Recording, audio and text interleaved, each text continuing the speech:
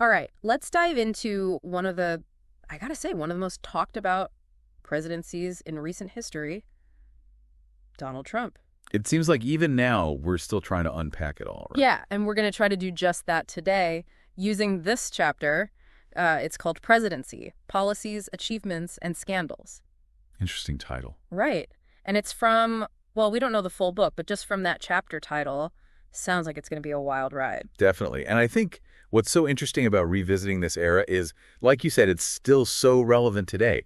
Even the chapter itself, it frames Trump's presidency as like this major departure from the norm. Yeah, a break from how things were usually done. Exactly. And it emphasizes, those populist priorities that really resonated with a segment of the population. And of course, the media was all over it every step of the way. Constantly under scrutiny. Okay, so to kind of wrap our heads around this whirlwind, maybe we start with those big policy moves right out of the gate. I mean, that Tax Cuts and Jobs Act of 2017, that was a pretty big deal. It was huge, like a complete overhaul of the tax code, the most significant in decades. Wow, decades. Yeah, for corporations, the biggest change was that corporate tax rate. Yeah. It went from 35% all the way down to 21%. I mean, that's a massive cut. That's going to make a difference. And the idea was to make American businesses more competitive globally, right? Exactly. The thinking was lower taxes, more investment, more jobs, more growth, trickle-down economics. Okay, makes sense. But it wasn't just for corporations, right? There were changes for individuals, too. Oh, yeah, absolutely. Most people saw their tax rates go down, at least temporarily. Okay.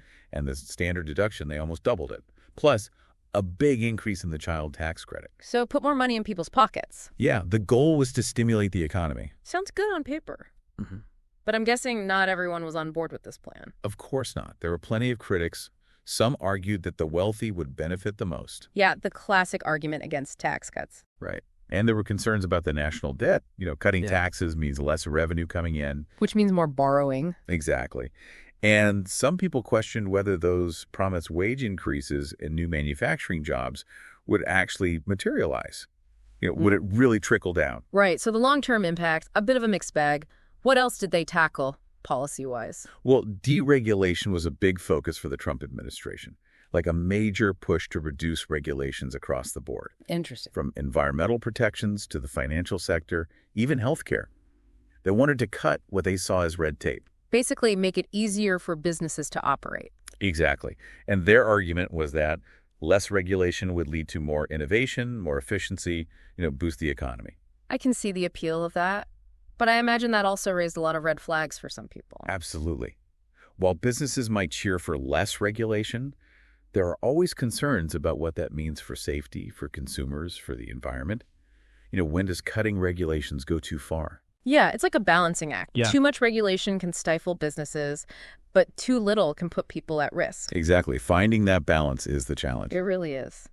Okay, so we've got tax cuts, we've got deregulation, but when it comes to the defining issues of the Trump presidency, what really jumps out from this chapter is immigration. It was front and center during his campaign.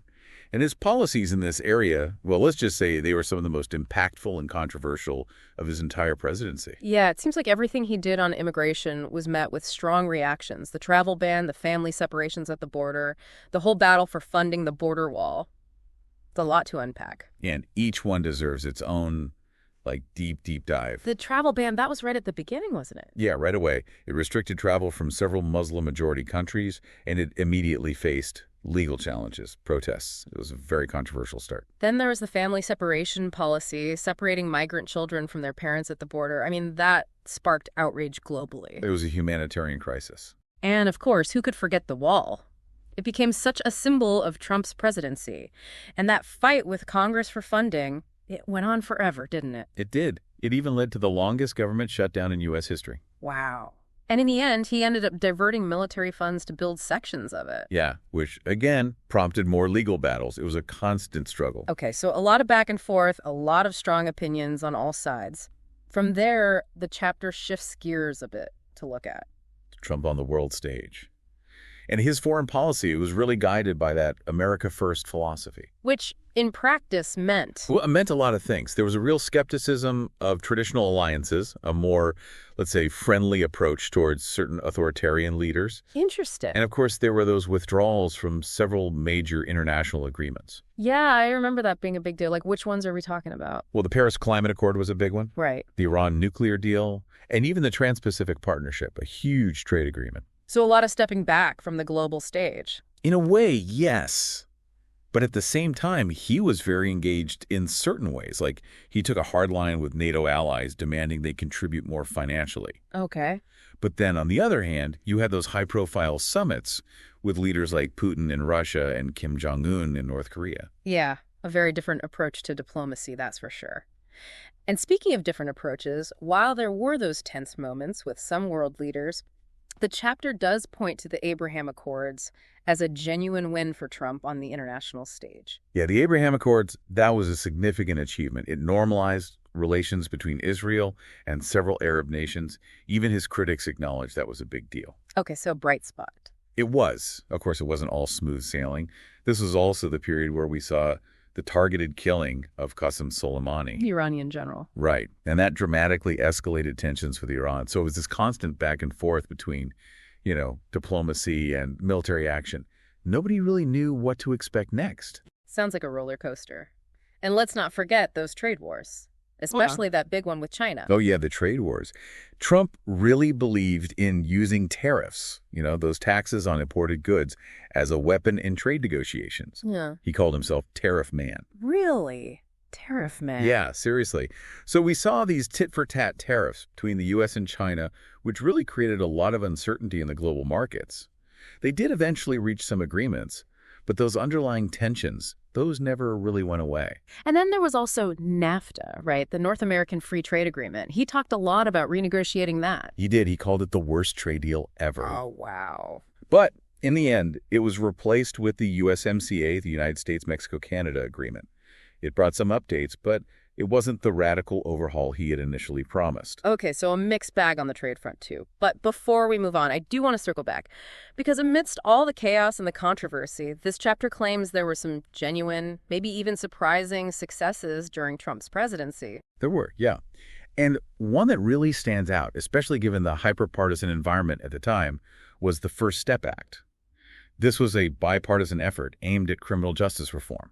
Bipartisan with Trump. That is surprising. What exactly did it do? It was a pretty big deal, actually. It tackled some of the really harsh aspects of the federal prison system. The main focus was on reducing those mandatory minimum sentences for certain drug offenses. Okay, so trying to roll back some of those really punitive penalties, especially for nonviolent crimes. Exactly. And the impact was real. I mean, thousands of inmates, people serving these long sentences for nonviolent drug offenses, they saw their sentences reduced. Some had a path to early release. So it wasn't just about changing laws on paper, it was about actually changing people's lives. Yeah, it was a glimmer of hope in a system that's often criticized for being, way too harsh. That's powerful. But I do have to wonder, the First Step Act only applies to the federal system, right? Which is just a fraction of the total prison population in the U.S. That's true. It was a step in the right direction, but it was just a first step, as the name implies. There's still a lot more work to be done. Definitely. Okay, so criminal justice reform, an unexpected win. But we also can't ignore the economy. Before the pandemic hit, the U.S. was experiencing a pretty solid economic expansion. I mean, building on the momentum from the previous administration, but still. Yeah, it was a period of growth. Unemployment was at record lows, wages were finally starting to rise, and the stock market was booming. So, on the surface, a time of prosperity for many Americans. Yeah, for many. But, of course, there are debates about how much credit Trump actually deserves. Right. How much was his policies versus just continuing trends? Exactly. And, of course, the COVID-19 pandemic threw everything into chaos. But, yeah, those years before the pandemic, the economic picture looked pretty good for a lot of people. It adds another layer to the story for sure. And speaking of the pandemic, we can't really ignore Operation Warp Speed. This chapter predates COVID, so it doesn't cover that period, but it does mention this program. Right. Operation Warp Speed. That was that massive effort to accelerate the development and distribution of those COVID-19 vaccines. They poured billions of dollars into research. basically incentivizing companies to move at warp speed. And it worked, right? I mean, those vaccines arrived much faster than anyone expected. They did. It was a remarkable achievement, even amidst all the chaos of the pandemic. Of course, there's still debate about how much credit Trump deserves versus, scientists and the researchers and the pharmaceutical companies. Right. But there's no denying that Operation Warp Speed played a role in getting those vaccines out there as quickly as they did. So another example of a complicated legacy with both successes and potential shortcomings. Okay, we've covered a lot here. Policies, domestic, international, the economy, even a pandemic response. But there's one final piece of the Trump puzzle that this chapter keeps coming back to: the courts. And that's where his impact is likely to be felt for, generations to come. We're talking about a reshaping of the judiciary, especially at the Supreme Court level. A conservative majority that's going to be deciding major cases for years to come. I think we need to unpack that a bit more. Can we save that for part 2? Yeah, let's do that. There's a lot to discuss there. Okay, so let's get into this whole thing with Trump and the courts. I mean, you said his impact will be felt for generations. Yeah, no, it's true. And it starts, I guess, with the Supreme Court. Trump got to appoint 3 justices during his term: Neil Gorsuch, Brett Kavanaugh, and then Amy Coney Barrett. And each one of those was, super controversial. Yeah. Each appointment was a battle. But the end result, you've got this 6-3 conservative majority on the court. And that's a huge shift. It really altered the balance of power there. And what does that mean practically? What are the implications of that kind of change on the court? Well, we could see some pretty major changes in how the Constitution is interpreted on a whole bunch of issues. Gun control, environmental regulation, voting rights. I mean, you name it. And in fact, one area where we've already seen the impact is the overturning of Roe v. Wade. That landmark decision that guaranteed the right to abortion for decades. Yeah, that was a huge decision. It was. And the current makeup of the court, it played a key role in that. So it's not just legal theory. It has real-world consequences for people. Absolutely. And this isn't just about the Supreme Court either. Right, because there are other courts too. Exactly. Trump appointed a ton of judges to lower federal courts. Over 230. It's a staggering number. Wow. And these judges, a lot of them were vetted by these conservative legal groups, the Federalist Society and others. So they're going to be shaping legal interpretation for a long time. It's a legacy that's going to last way beyond Trump's 4 years. It's like you throw a rock in a pond and the ripples just keep spreading. Yeah, that's a good way to put it. Okay, so we've talked policies, we've talked achievements, and now this huge impact on the courts. But we can't really ignore the other side of the coin, can we?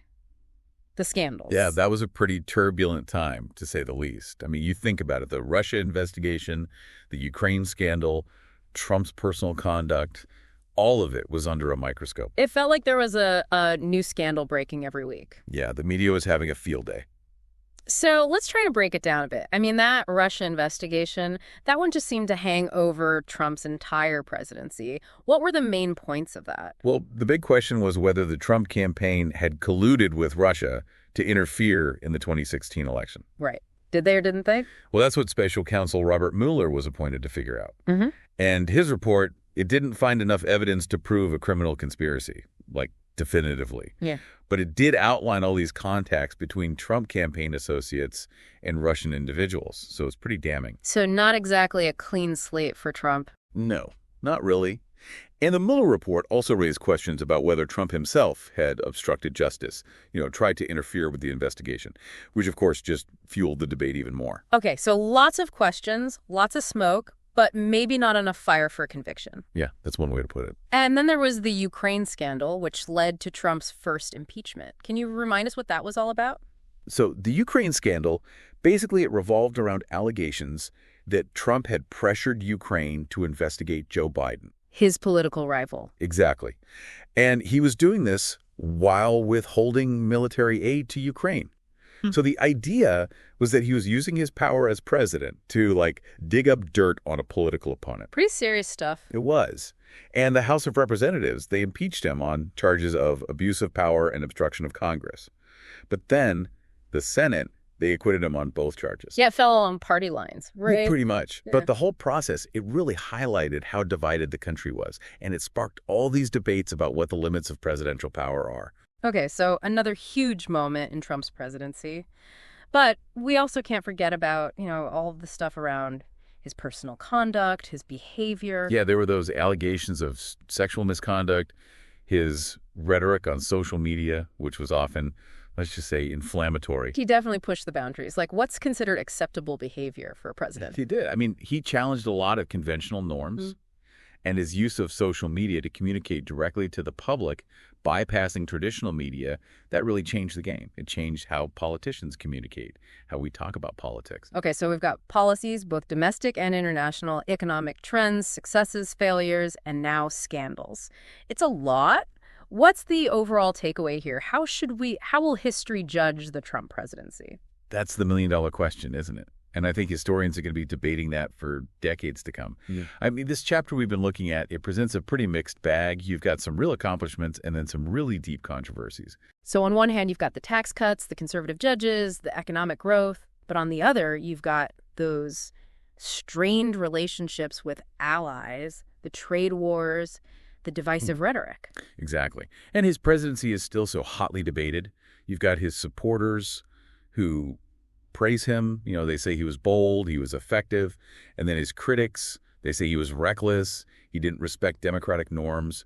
So it's likely that history is going to keep grappling with both sides of his legacy. It's like trying to sum up a really complex person, right? There's good and bad, and it's all mixed together. Yeah, it's all part of the story. I mean, even with all the complexities, all the contradictions, the Trump era was a pivotal moment in American history. And it's going to continue to be studied and debated for a long time. Absolutely. Well, maybe we can try to wrap our heads around it all a bit more in part 3. All right, so we've covered a ton of ground in this deep dive. I mean, policies, achievements, scandals, the courts. It feels like we really went there, you know? But I feel like we still need to kind of tie it all together. And I'm guessing you have some thoughts on that. Yeah, definitely. I think it's really important to remember, we can't just look at these things in isolation. The policies, the successes, the controversies, it's all connected. It's like a web. You pull on one thread, and it affects everything else. Like we talked about those tax cuts, for example. Right, and how they spurred economic growth, at least for some. Exactly. Yeah. But then we also talked about the concerns, right? Yeah. About the national debt increasing. Yeah. And whether those benefits were really shared equally. Yeah, whether everyone actually benefited. Right. And then there's the deregulation push. Yeah. Which, happened alongside those tax cuts. And while businesses might love fewer regulations, we have to think about the long-term impact, right, on things like the environment and consumer safety. There are always trade-offs. It seems like every action had these ripple effects, consequences that went way beyond the immediate situation. That's one of the tricky things about analyzing any presidency, but especially one like Trump's, which was so unconventional. Like, take that America First approach to foreign policy, for example. Right, putting America's interests above all else. Yeah, and while some people argue that it did benefit certain American workers, at least in the short term, it also led to those really strained relationships with key allies. And that could have long-term consequences for global stability. It's like trying to solve this giant, complicated puzzle, but the pieces keep moving. Yeah, that's a great way to put it. And I think this chapter we've been discussing, it's a good overview, but it really only scratches the surface. Like each of these topics, you could do a whole deep dive just on one of them. I mean, the Russia investigation alone could fill an entire book. Right. And people are still debating those findings. And of course, we have to remember that this chapter was written before the pandemic, so it doesn't really address that whole period. But it does make you wonder, how did Trump's actions in those early years, how did they shape the way the pandemic played out in the U.S.? That's a question historians are going to be wrestling with for a long time. I mean, the chapter does mention Operation Warp Speed, which was successful in speeding up vaccine development, but there's still so much debate about the overall response to the pandemic. It adds yet another layer of complexity to an already incredibly complex story. It's like with every answer we find, we just end up with more questions. That's history for you, especially recent history. It's a process of constantly digging deeper, looking at things from different angles, and being open to changing your mind as new information comes to light. So as we wrap up this deep dive into the Trump presidency, what's the one thing you really want our listener to take away from all of this? Well, I keep thinking about the title of this chapter, Presidency, Policies, Achievements, and Scandals. And it makes me wonder, what will be the defining legacy of the Trump era? Will it be the policy changes, the conservative judges, the economic wins, at least before the pandemic? Or will it be the scandals, the impeachments, the constant pushing the limits of what's considered acceptable. It's a tough question, and I don't think there's an easy answer. It's something we all need to grapple with as we try to make sense of this really pivotal moment in American history. Ultimately, it comes down to engaging with the material. Reading different perspectives, listening to different voices, and forming your own conclusions based on the evidence. That's what critical thinking is all about. Well said. And to our listener, we hope this deep dive has given you some things to think about and maybe even inspired you to keep learning more about this fascinating and, let's face it, pretty wild period in American history. Thanks for joining us.